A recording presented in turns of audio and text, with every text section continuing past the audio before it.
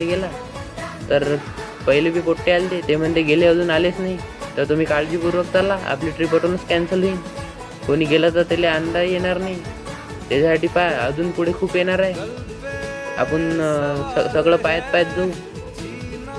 तर ठीक आहे, काही वांधा नाही. सगळे आरामात जाऊ आणि आपली ट्रिप मस्त करू. आणि खूप वेळा असं आपल्याला खूप ट्रिप करायचं आहे. तर मग अटी लेणी देवीचं मंदिर आहे. अटी आली ती फॉरेनर आले ते 2-4 जण होते मागं. मग काय ते आपले फोटो काढून राहिली ना, आपण त्याचे फोटो काढून राहिली.